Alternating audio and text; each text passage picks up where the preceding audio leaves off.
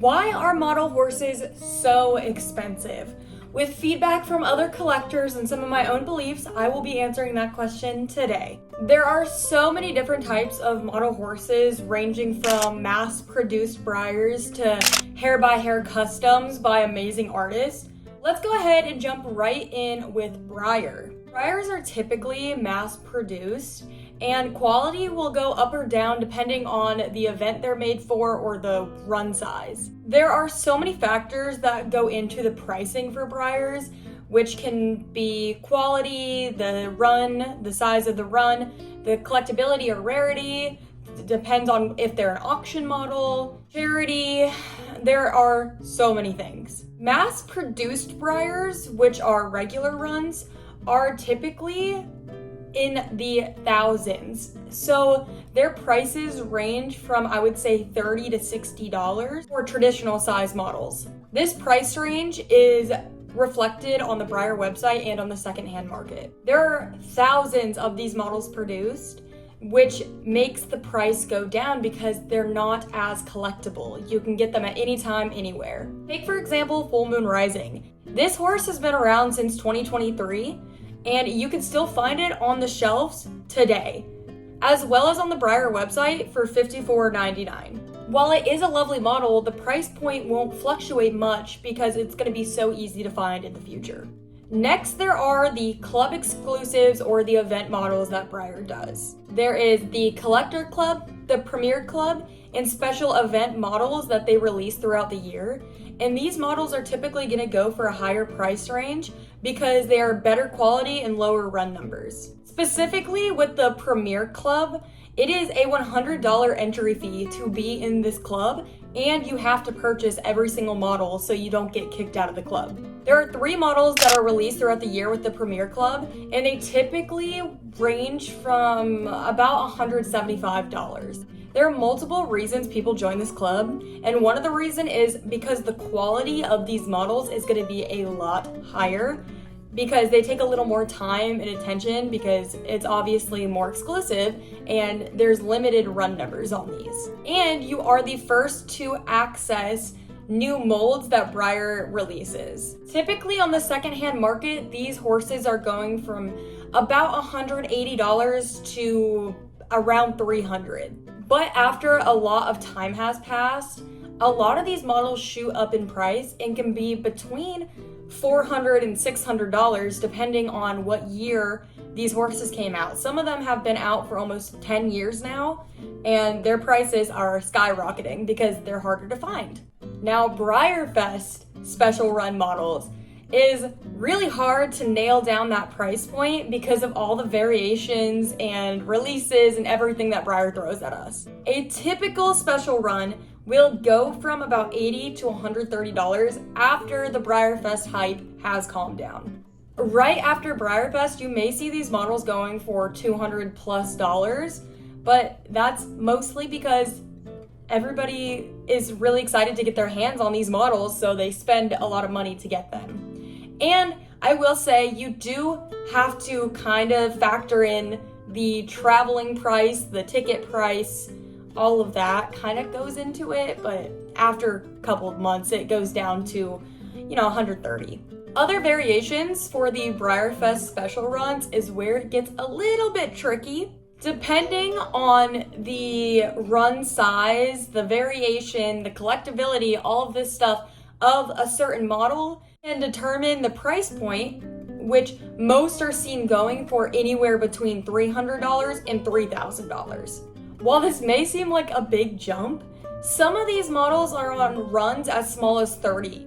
And Breyer also does end up releasing the run size of certain models, which also determines the price. So depending on if it's a run of 30 or if it's a run of 200, that definitely factors into the price. Now we're going to talk about prize models. There are a lot of things we're talking about in this video. Prize models are typically higher value because there are only so many made, normally between 30 and 60. They're typically based on a regular run model and they're just glossed, which is super cool. I really like that. So the difference between these regular run models and the glossy version is that with the glossy version, there's typically only I think it's 30 or 56 made for these prize models. Take, for example, Full Moon Rising. So the regular run of this horse is going for about $54 on the Breyer website, but this glossy version, there are only 56 of them made, so the price range for this horse is around $700 to $900. Depending on the age of the model, they can go up to $2,000 through $4,000. I recently just acquired Glossy O'Leary, which is limited to 30 pieces from 2010. This model is priced in the $3,000 price range because it is over 15 years old at this point. It is so hard to come by. And lastly, there are raffle and auction models, which typically goes on during Breyerfest, and all the money made from these models go to charity. Most of them are one-of-a-kinds, and they are super, super, super hard to achieve because Breyer is such a big company with so many people, so getting an oak or one-of-a-kind is almost impossible. You have to have a lot of money. These models go for so much money. The highest one being $65,000. $65,000.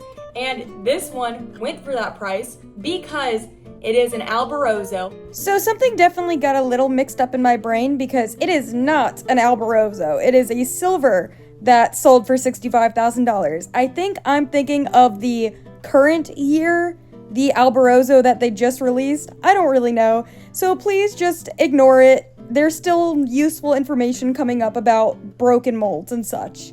Which, if you don't already know, the mold has been broken, so they will not produce any more of these than what they have in storage. They won't be releasing this mold anymore. So a lot of people spend a lot of money, but at least it's going to a good place. It's going to charity. So that also may determine why these people are so willing to spend so much money, because they know it's going to a good place. So that wraps up a lot of the Breyer category. I think I hit most of the major things, but it does come down to the collectability, the desirability, the run numbers, the quality, all of that.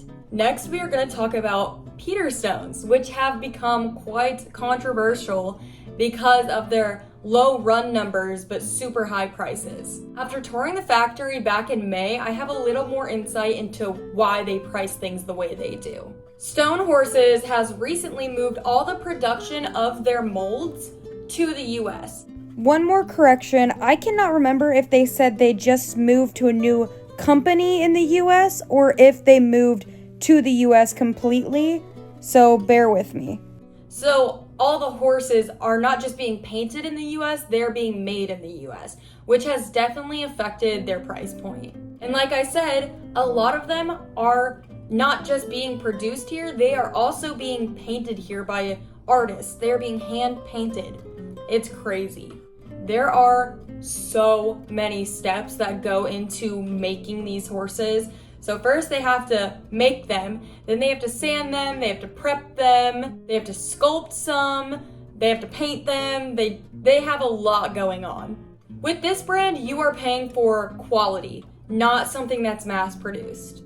For me, Peterstones are more works of art rather than mass produced horses. Because these models are so limited, it is so hard to find them at cost on the secondhand market. The models are typically bought up in seconds when they're released on the website. So the secondhand market can do whatever they want with whatever price point they want. Because these are so hard to get directly from stone, the secondhand market has just gone crazy if they do get one. There are also some other factors such as test runs. So a test run this was the first of a run. So they decided to do a run of this horse, but this was when they were designing. So this one is going to be a little different than the 10 that they later produced. So this one was a lot more expensive than the ones that are the run of 10 because this is the test and it does have some tiny differences, maybe something they tweaked when they did the later design. So something that may be super confusing is why a Peterstone one of a kind can go for $400, but then a Breyer one-of-a-kind is going for $10,000. The difference between these two brands is that Breyer is a huge brand, the biggest toy horse company out there. And with that, they have such a large following, so many people who want to get their hands on these horses. But with Peterstone, they don't have as big as a following, and they make so many oaks. They release oak after oak after oak after oak. Eventually loses some of the novelty, so you know if you don't get the one you want, there's probably going to be a similar one in the future. So it's not dire that you get this model. With Breyer, you know that if you are not the one who gets that one-of-a-kind horse, you probably are never going to see it again in your life. But with Peterstone, there's a good chance that it will pop up for sale pretty soon after that it was bought. There are also a lot of Peterstones that go for way more than their one-of-a-kinds. It all comes down to the desirability of the model. Take Sweet Sorrow, for example. This model was released in 2024 as a Valentine's event model. There were only 5 of these released, and they were the first on the bunny mold to have the airplane ears. And the bunny mold is already popular enough, and then they did this cute little thing, so this model blew up. Originally, these were priced at $460 on the Stone website, but they sold out in seconds. The only documented secondhand sale was for $2,210 the month after they were released. Although this model was originally released for a little under $500, the price quadrupled. But this price point is kind of accurate. The $2,000 was accurate because of how hard this model will be to find in the future. So compare this to some of the oaks I have from Peterstone that won't even sell for $600. Interestingly enough, back in May, Stone Horses did release job applications with the price available for the public eye. For a full-time, Monday through Friday, 8-hour-a-day position, the starting pay for a model horse painter and finisher is going for about $16.50 an hour. And that comes with a 40-hour work week expectation. Some quick math shows us that that is a $600 work week, which turns into $2,640 monthly. Considering that this is a smaller business completely run in the US, these prices for these models make sense so they can pay their employees, pay their bills, pay for everything. With the amount of employees that are making at least a $16 minimum, they have a lot of people that they need to pay. So the prices are gonna be higher. So overall with Peterstone, you know you're paying for quality, you are paying for something that is more limited, and you are helping a smaller business. I don't want to say they're a small business, they're a smaller business, they're a thriving business. Now let's get into custom. Custom horses are a tricky subject. Customs really depend on the quality and sometimes even just the artist who did it. Imagine you have a regular run Breyer that somebody took, stripped the paint, and then did their own artwork. Depending on the quality of their paintwork and the desirability of the mold that they chose, that's gonna factor into the price. It is so hard to put a price point, but I would say for traditional sized, that a piece of art done by a custom artist can go for anywhere between, I've seen some as low as $50 for newer artists, up to $3,000. There's also different types of artists. So you have the hair by hair artists who do every little hair in their artwork, or you have the people that just have more big splotches of whites or whatever. Neither are bad, but one comes off more as a faux OF look, which is not bad. And then there's more of the realistic style. They're just two different styles. And typically the hair by hair is going to go for more because of the amount of small details in this tiny horse. A beginner artist. Typically their work is probably gonna go between $50 and $150, depending on how well it's done. Then you have the more advanced, not like top of the pyramid, but like right in the middle, their work's probably gonna go between $300 and $600. Lastly, you have these artists who are just amazing, selling their work from $800 to $4,000. And what makes these price points worth it is because you know this is coming from an artist. You know this is coming from one person, not a company, and they're doing this art, and it's astounding. And that doesn't even cover artist resins. So resins are different from customs because it's not based off of a model that already exists. They are completely creating their own plastic horse with whatever pose they want. So production of these resins is already going to be expensive. So a blank resin will sell for upwards of $100 to $400. There are more that go for a little more than that, but I would say that's typically the range. And this already depends on how many were made. This depends on how many were made and how popular this mold is. Then you get a painter to come in and paint these horses, and that can cost you anywhere from, if you're getting it commissioned, that's typically gonna cost you about $600 to $5,000. And I know that sounds like a lot, but you have to realize you are paying for work to be done. You are paying an artist to paint you something. There is a crazy amount that goes into this. There is an artist creating this mold, and then there is an artist painting this mold, and they're gonna sell for a lot of money because they're typically done super, super, super well. But that about covers it. For my own personal opinions, I will spend money on these models because they bring me joy. I like them and I see them as art. And a lot of people may think, why are you spending thousands of dollars on these horses? When in reality, I don't typically spend thousands of dollars on a horse. I've always loved collecting things, and I love horses and I love art. So these two just kind of came together and it works perfectly for me. And a lot of people say, oh, well, why don't you just buy a real horse? Why don't you just buy a real horse? Because I don't want a real horse. I'm a full-time student and a full-time employee. I live in an apartment. I do not have time for a horse. A lot of people see how much I've spent on horses and just think, oh, she's rich. I am not rich.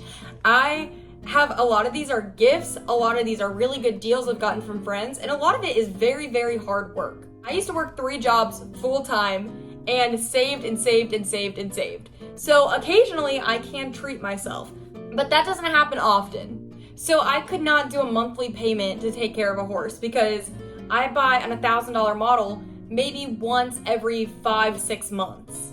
I could not be shelling out that type of money every month. And that's something I think new collectors need to know. You do not need to spend thousands of dollars. That is not important. What's important is buying something that you like and for a price point that you can afford. Sometimes there's gonna be something that you really like. Like I saw Glossy Oliver in the Clarion for $3,500 and I wanted it so badly, but I need to realize what type of financial situation I'm in and that I cannot do that. So just know your budget and don't be scared to say no to expensive things. Don't feel pressured to spend your money. And don't look at other collectors like me and think, oh, she's rich, she can have whatever she wants, because that's not the case at all. A lot of people work really hard and spend it on their hobbies, and that's okay. So we should be a little better about judging people in the way they spend their money, because that's between them and their horses. But thank you guys so much for watching. This was a very fun video to make. I love doing informative videos, and I hope you guys have a great rest of your day, and I will hopefully see you next Saturday. Goodbye.